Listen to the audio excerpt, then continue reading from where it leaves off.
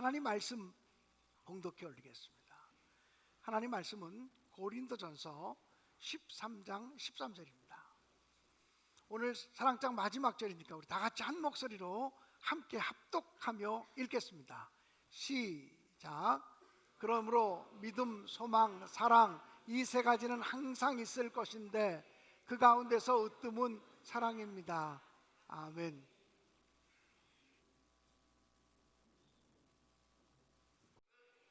저는 누구보다 대중교통을 많이 이용하는 목사입니다.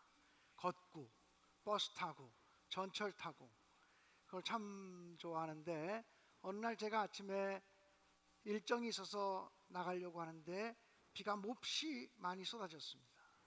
그래서 그날 하루 일정이 너무나 많기 때문에 우산을 들고 나가야 되는데 비가 너무 많이 쏟아지니까 큰 장의산을 들고 나갔습니다. 폭도 넓은 우산을 들고 나갔습니다. 그런데 어떻게 된 일인지 점심때가 되니까 언제 비가 왔냐 싶게 아주 맑게 개었습니다. 점심시간 이후에도 다녀야 될 때가 두세 군데가 더 있었고 사람을 만나고 업무를 봐야 되는데 우산이 점점 귀찮아지기 시작했습니다. 이 우산이 정말 거추장스럽게 느껴졌습니다. 어디다 버리고 오고 싶은데 보니까 좀 비싼 우산이라 버리고 왔다가는 한마디 들을 것 같아서 정말 신경을 많이 쓰면서 하루 종일 지냈습니다. 그렇게 필요했던 우산도 필요 없게 느껴질 때가 있습니다. 그렇게 요긴했던 우산도 거추장스럽게 느껴질 때가 있습니다. 세상의 모든 것이 그렇습니다. 우리는 인생을 살아가면서 많은 것이 필요하지만 그 모든 것이 평생 동안 우리에게 도움을 주는 것은 아닙니다. 어떤 때는 그것이 거추장스럽게 느껴질 때도 있습니다. 제가 이렇게 얘기하면 여러분의 마음속에 돈은 아니에요 이렇게 말하고 싶은 분들이 있을 거예요. 돈은 정말 필요하죠. 항상 필요하죠 라고 말할 수 있을 것입니다.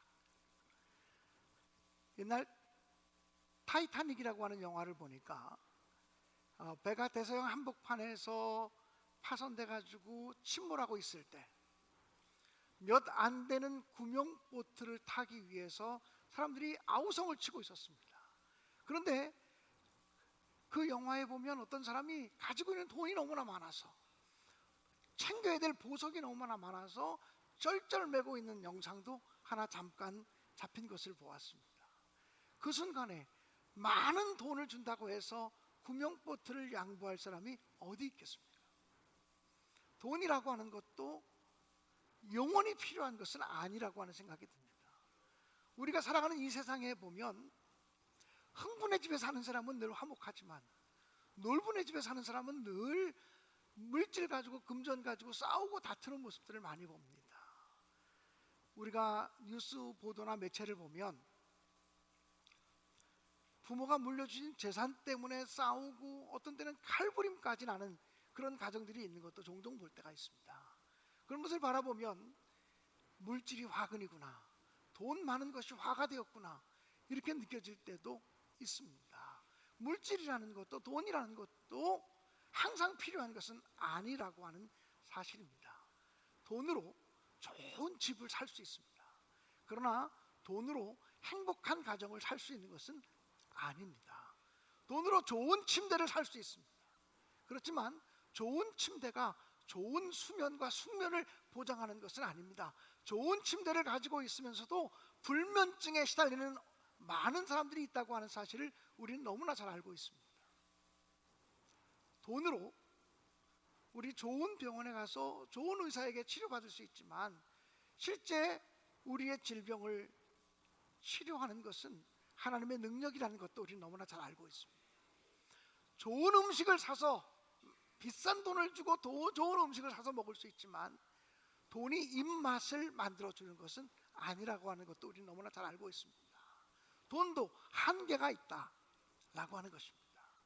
근데 오늘 성경 본문에 보면 사랑장 말씀을 제가 여러분과 함께 9번째 오늘 설교 말씀을 나누면서 사랑장 연속 설교를 마치려고 하는데요, 사랑장의 마지막 부분은 항상 우리에게 있어야 될 것, 어떤 경우에도 꼭 있어야 될 것 세 가지를 말씀하고 있습니다.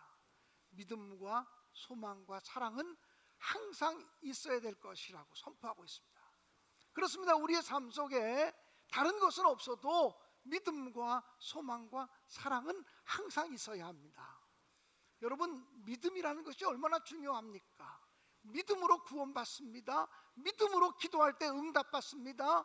믿음으로 역사가 일어나기도 합니다. 예수님께서 한 번은 제자들과 함께 배를 타고 갈릴리 호수를 건너가고 있었습니다. 그날 예수님은 너무나 피곤해서 배 위에서 주무시고 있었습니다. 그런데 갈릴리 호수를 건너가는 그 배가 풍랑을 만나게 되었습니다. 바람이 몰아치기 시작합니다. 파도가 높아지기 시작합니다. 제자들은 괴로이 노를 저었다고 성경은 기록하고 있습니다. 그런데 자기들의 힘으로는 도저히 풍랑과 물결을 잔잔하게 할 수 없다고 하는 것을 깨달은 제자들은 드디어 잠들어 계신 예수를 흔들어 깨우기 시작했습니다. 예수님, 우리가 죽게 된 것을 안 돌아보십니까? 그때 예수께서는 일어나셔서 풍랑과 파도를 잔잔케 하신 다음에 제자들에게 이렇게 말씀하셨습니다. 왜 두려워하였느냐? 믿음이 적은 자들아. 믿음이 적거나 없으면 우리에게 두려움을 제거할 수 없다는 것입니다. 즉 믿음이라는 것이 두려움을 이겨내는 능력이라고 말하고 있습니다. 그러니 믿음이 얼마나 중요합니까? 우리가 살아가는 삶 속에서 두려움이 항상 우리에게 찾아옵니다. 일이 잘 될 때도 우린 두렵습니다. 언제까지 이 일이 잘 될 수 있을까라고 하는 두려움이 있습니다. 일이 잘 안 될 때도 우리의 마음은 두렵습니다. 이 고생을 언제까지 해야 되는지 몰라서 그 두려움이 우리를 떠나지 않습니다. 그러니 믿음이라는 것이 얼마나 소중합니까? 믿음이 있으면 두려움을 몰아낼 수 있다는 것입니다. 또 예수께서는 믿음이 적은 자들아 왜 의심하였느냐라고 말씀하신 적도 있습니다. 믿음이 적거나 믿음이 없으면 우리의 마음속에 있는 의심을 뿌리 뽑을 수 없다는 거예요. 인생을 살면서 의심 때문에 우리의 삶이 무너지는 경우들이 얼마나 많습니까? 믿음이 있어야 두려움도 물리칠 수 있고, 믿음이 있어야 의심도 몰아낼 수 있고, 믿음 때문에 우리의 삶 속에 평안과 기쁨과 행복이 계속되는 것을 분명히 믿습니다. 그러니 믿음이라는 것이 얼마나 중요합니까? 믿음으로 구원받고, 믿음으로 기도 응답받고, 믿음으로 역사가 일어나고, 믿음으로 병이 치유되어지고, 믿음으로 두려움을 몰아내고, 믿음으로 의심을 물리칠 수 있으니 믿음은 우리가 하나님 나라 갈 때까지 항상 있어야 되는 가장 중요한 요소인 줄로 분명히 믿습니다. 여러분, 소망이 또 얼마나 중요합니까? 소망은 우리의 삶 속에 항상 있어야 할 것이라고 성경은 얘기합니다. 사람이 밥을 먹지 않아도 40일까지는 견딜 수 있다고 합니다. 40일 금식 기도라는 것은 죽음의 한계까지 도전하며 하나님께 목숨을 걸고 기도하는 것이라고 말할 수 있습니다. 사람은 물을 마시지 않아도 3일 정도는 견딜 수 있다고 합니다. 저도 젊은 날에 단식하며 기도해 봤던 적이 있습니다. 3일을 물 한 모금 마시지 아니하고 금식 기도해 본 적이 여러 번 있었습니다. 힘들긴 하지만 3일을 물을 안 먹고 버틸 수 있습니다. 음식도 먹지 않고 물도 마시지 않고 3일은 버틸 수 있습니다. 사람이 숨을 못 쉬면 죽잖아요. 8분 정도 숨을 못 쉬면 죽는다고 합니다. 죽은 것 같아도 8분 이전이면 빨리 응급실로 옮겨서 조치를 취하면 사람이 호흡이 회복될 수 있다고 합니다. 그런데 희망이 없으면 사람은 살 수가 없습니다. 그래서 죄렌 키엘케고르는 얘기하기를 죽음에 이르는 병은 절망이라고 말합니다. 우리 주변에서 안타깝지만 자기 생명을 스스로 끊는 생을 마감하는 사람들이 종종 있습니다. 자기 스스로 생을 마감하는 사람들을 바라보면 그들은 아무리 돌아봐도 아무리 생각해도 내게는 희망이 없다, 라고 느끼기 때문에 극단적인 선택을 하는 것입니다. 우리가 희망을 포기하지 않는다면 우리는 끝까지 승리하는 믿음의 사람이 되어질 수 있습니다. 구약 성경의 믿음의 족장 요셉을 생각해 보십시오. 요셉은 형들에게 미움을 받아서 애굽의 종으로 팔리게 되었습니다. 최선을 다해서 종으로서 충성했지만 보디발 장군의 아내, 자기 여주인에게 오히려 누명을 뒤집어 쓰고 감옥소에 가게 됩니다. 아무리 최선을 다해도 아무리 노력해도 자기의 삶은 점점 어두움 가운데로 나아가는 것 같은 느낌이었을 것입니다. 그러나 요셉은 감옥소에 들어와서도 최선을 다합니다. 옥중에 있는 죄수들을 돌보기 시작합니다. 그리고 그곳에서 바로 왕의 술 맡은 관원장과 떡 맡은 관원장의 꿈을 해몽해 주면서 그 꿈대로 되어지게 되어서 감옥에서 나갈 꿈을 꾸게 됩니다. 그렇지만 요셉의 고통은 끝나지 않았습니다. 감옥에서의 고난은 끝나지 않았습니다. 그럼에도 불구하고 요셉이 끝까지 견딜 수 있었던 것은 그는 희망을 포기하지 않았기 때문입니다. 꿈꾸는 사람이었기 때문입니다. 어렸을 때 하나님께서 그에게 주신 꿈, 형제들 가운데 저울받는 자가 되어질 것이라고 하는 꿈, 하나님이 나를 저울받는 사람으로 높여주실 것이라고 하는 꿈과 희망을 그는 품고 살았습니다. 하나님이 역사하신다, 하나님이 나를 도와주신다, 지금은 절망이고 지금은 어두움이지만 분명히 하나님이 일하실 것이라고 하는 믿음을 가지고 살았다는 거예요. 그 꿈 때문에 요셉은 절망하지 않았고, 그 꿈 때문에 요셉은 낙심하지 않았고, 결국은 하나님의 시간이 됐을 때, 하나님의 때가 이르렀을 때 요셉은 애굽의 총리 대신 되었고, 그리고 요셉은 자기를 팔아넘겼던 그 가족들까지도 모두 살려내고 이스라엘 백성들을 살려내는 귀한 사람으로 쓰임받게 됩니다. 사랑하는 여러분, 희망이라고 하는 것이 이런 것입니다. 소망이라는 것이 이런 것입니다. 여러분, 기독교 2000년 역사를 보면요, 얼마나 많은 핍박의 시대가 있었는지 모릅니다. 얼마나 많은 고난의 시대가 있었는지 모릅니다. 예수의 이름으로 핍박받고, 예수의 이름으로 고난받고, 예수의 이름 때문에 옥에 갇히고, 예수의 이름 때문에 목숨까지 잃어야 되는 그런 순간들이 얼마나 많았는지 모릅니다. 그렇지만 믿음의 사람들은 끝까지 희망을 버리지 않았습니다. 끝까지 천국의 소망을 품고 있었기 때문에 하나님께 영광을 올리게 된 줄로 분명히 믿습니다. 사랑하는 여러분, 사랑이라고 하는 것은 또한 얼마나 중요합니까? 인간은 사랑을 먹고 사는 존재이고 사랑을 받고 사는 존재라고 분명히 믿습니다. 지금 여기 계신 분 가운데 나는 지금까지 살아오면서 사랑을 한 번도 받은 적이 없어, 이렇게 말할 수 있는 사람이 있겠습니까? 사랑을 한 번도 받은 적이 없다면 어릴 적에 우리를 누가 목욕시켜주고, 누가 기저귀를 갈아주고, 누가 음식을 먹여주고, 누가 일으켜 세워줬겠습니까?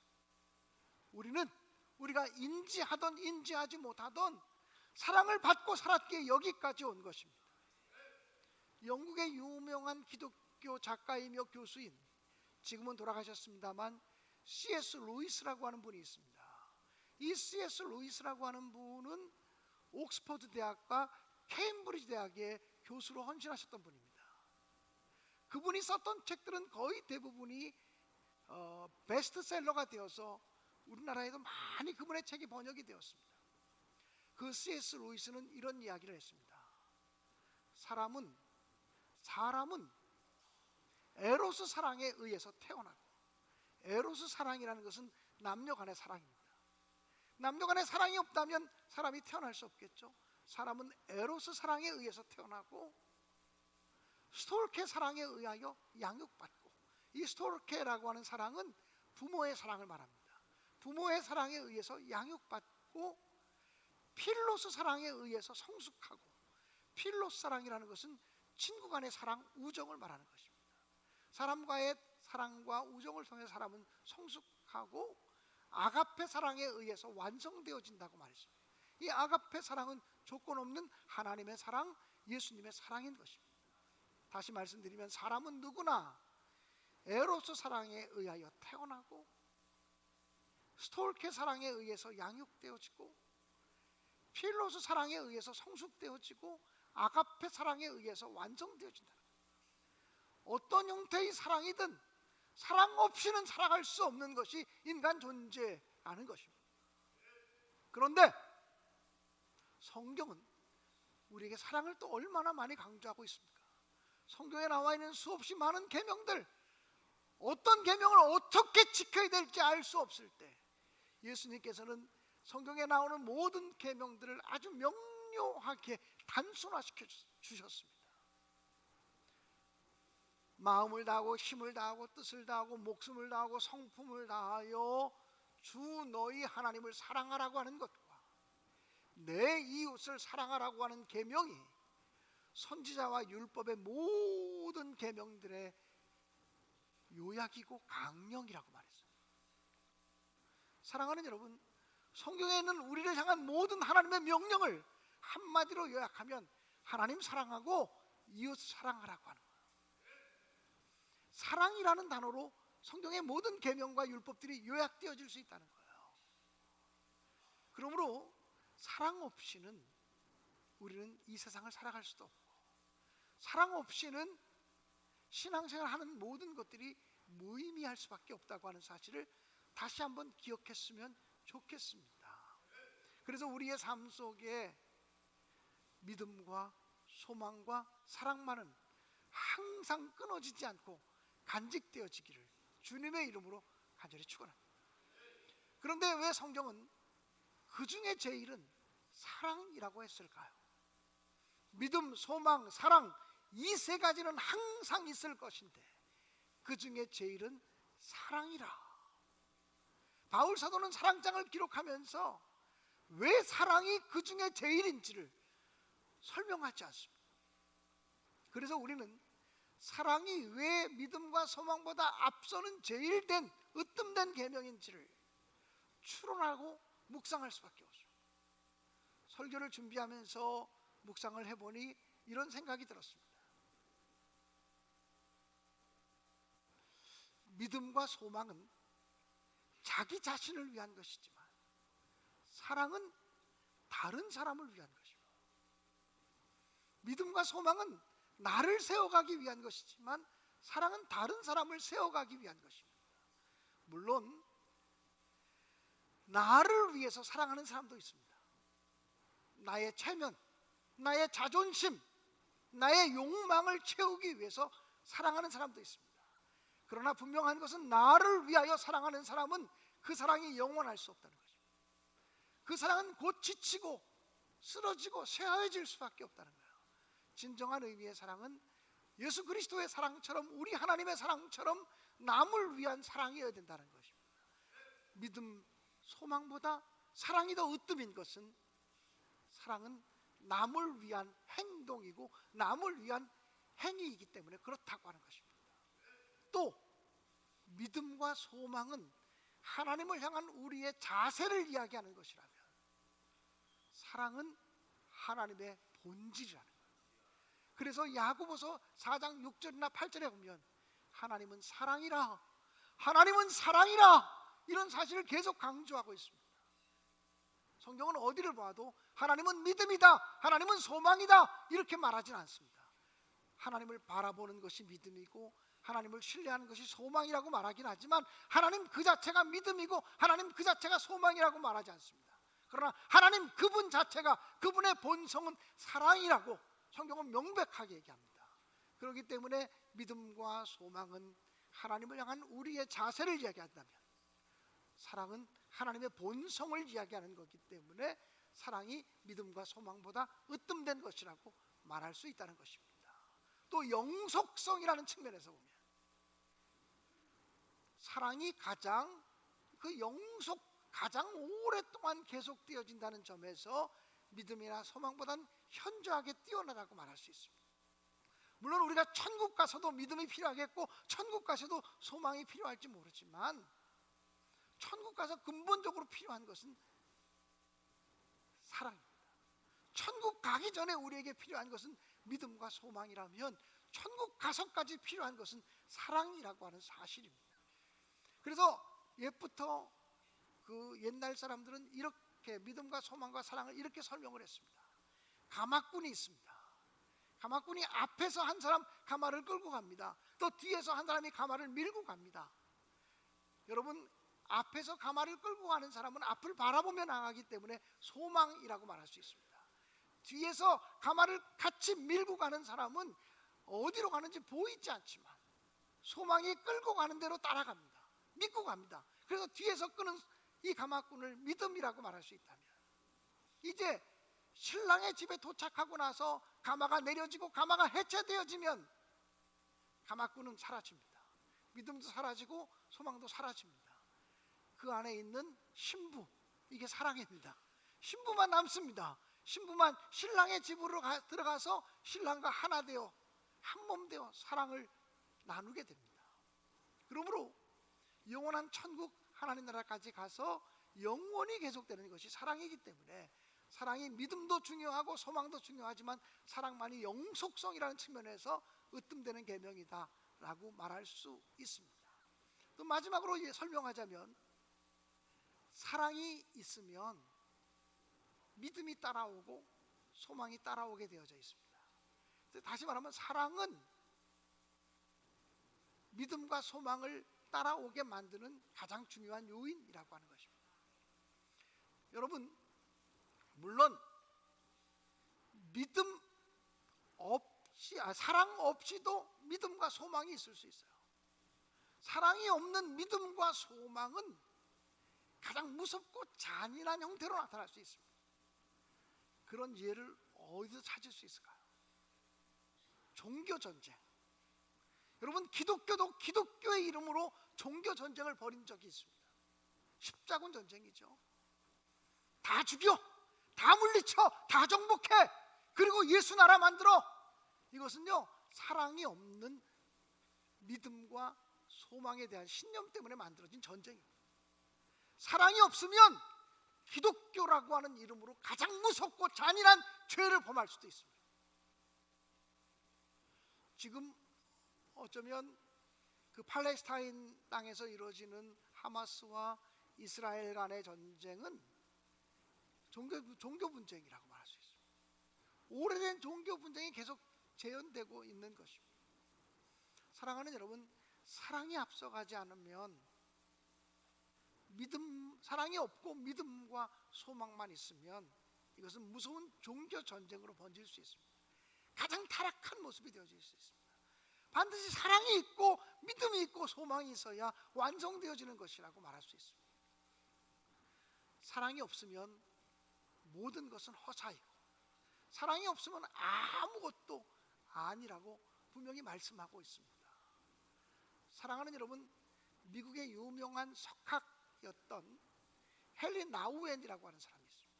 이 헨리 나우엔이라는 사람은 하버드 대학과 예일 대학에서 가르쳤던 교수입니다.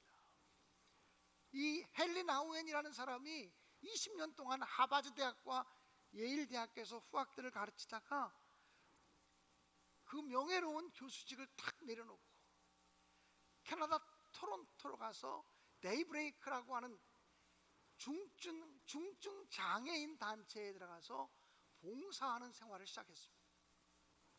많은 사람들이 이 사람을 이해할 수 없었습니다. 세계적인 석학이었던 헨리 나우엔이 중증 장애인 센터에 들어가서 하는 일이란 대소변을 잘 가리지 못하는 사람들의 대소변을 받아내는 일이었고, 그리고 그들의 몸을 닦아주는 일이었습니다. 사람들은 헨리 나우엔에게 질문했습니다. 아니, 당신은 세계적인 석학인데 하버드 대학 가서 가르치시고 예일 대학 가서 가르치는 것이 더 효율적이지, 이 봉사하는 것, 똥 오줌 갈아주고 씻겨주는 건 다른 사람도 얼마든지 할 수 있는데 왜 당신 같은 세계적인 석학이 왜 그 일을 해야 되냐고, 이건 낭비 아니냐고 이야기를 했습니다. 그때 헨리 나우엔이 이렇게 이야기를 했습니다. 나는 지금까지 높은 곳으로 올라가는 삶을 살았습니다. 내 지식을 쌓아가고 내 명예를 쌓아가고 내 물질을 쌓아가고 내 행복을 쌓아가는 삶을 살았습니다. 그런데 높은 곳으로 올라가면 올라갈수록 나 자신만 유명해졌고 나 자신만 남았습니다. 그런데 낮은 곳으로 내려가는 삶을 선택할 때 비로소 주님이 보이기 시작했습니다. 날마다 주님이 느껴지기 시작했습니다라고 고백을 했습니다. 그리고 그는 또 이렇게 얘기했습니다. 여기 데이브레이크라고 하는 중증 장애인 센터에 와서 보니까 이 장애인 어린아이들에게 내 지식은 아무 소용이 없습니다. 이들에게 내 지식을 자랑한들 무슨 의미가 있겠습니까? 이들에게 내 명예가 무슨 의미가 있겠습니까? 이들에게 내 지식도 명예도 내 권력도 내 돈도 아무런 의미가 없었습니다. 이들에게 정말 필요한 것은 나의 섬김이고 나의 사랑뿐이었습니다. 사랑만이 영원한 것입니다. 이렇게 얘기하면서 진정한 행복은 높아지는 데 있지 않고 낮아지는 데 있습니다. 진정한 행복은 쌓아놓는 데 있지 않고 진정한 행복은 내 것을 나누는 데 있습니다라고 이야기를 했습니다. 사랑하는 여러분, 저도 우리 교인들 가운데 장애인들을 또는 장애 아들을 섬기는 일들을 하는 교인들에 대한 이야기를 들으면서 함께 기도하고 있습니다. 머지않은 장래에 우리 교회도 장애인들을 잘 섬길 수 있는 그런 교회가 되려고 기도를 시작하고 있습니다. 기도하기 시작하면 하나님이 또 어떤 역사를 이루실지 한번 눈여겨보자고요. 근데 아무튼 사랑하는 여러분, 정말 중요한 것 같습니다. 우리는 늘 높아지려고 하지 않습니까? 우리는 높이 올라가려고 하지 않습니까? 더 많이 모으고 더 많이 쌓으려고 하지 않습니까? 그러면 나만 남습니다. 그러나 우리가 아래로 내려가는 삶을 살 때 예수가 보이기 시작할 것입니다. 하나님의 사랑이 느껴지기 시작할 것입니다. 사랑하는 여러분, 사랑장 오늘 9번째 설교를 하면서 연속 설교를 마무리하려고 합니다. 결론은 이렇습니다. 사랑이 없으면 아무것도 아닙니다. 여러분의 섬김, 여러분의 봉사, 여러분의 은사 아무것도 아닙니다. 사랑이 없으면 병고침의 역사 아무것도 아닙니다. 오직 사랑만이 영원한 것입니다. 저는 우리 교회가 사랑이 충만한 교회가 되기를 간절히 원합니다. 저도 이제 목회 마지막까지 더 사랑으로 충성하는 목사가 되기를 다짐해 봅니다. 마지막 순간까지 예수를 더 사랑하겠다고 다짐해 봅니다. 내 사랑으로는, 내 사랑과 내 열정으로는 너무나 부족함을 너무 잘 알기에 하나님, 나의 마음을 엽니다. 당신의 사랑으로 채워주십시오. 내가 주님을 더 닮아가기 원합니다. 주님을 더 사랑하기 원합니다. 내 구주 예수를 정말 제가 더 사랑하기 원합니다. 주님을 더 사랑하는 삶의 해답이 있습니다. 사랑이라는 건 주님을 닮아가는 삶입니다. 예수 아무리 오래 믿어도, 교회 아무리 오래 다녀도 예수 닮지 못하면 우리의 신앙이 무슨 의미가 있겠습니까? 사랑이신 주님을 배우기 원합니다. 사랑이신 주님을 닮아가기 원합니다. 지금보다 더 주님 사랑하기 원합니다. 내 생명 다할 때까지 주님 더 사랑하기 원합니다. 주님의 사랑으로 우리를 가득 채우사 흘러넘치는 사랑으로, 흘러넘치는 충만함으로 이웃을 섬기는 사랑의 손길이 되게 하옵소서. 이렇게 다짐하는 마음으로 오늘은 찬송가를 부르면서 결단하면 좋겠습니다.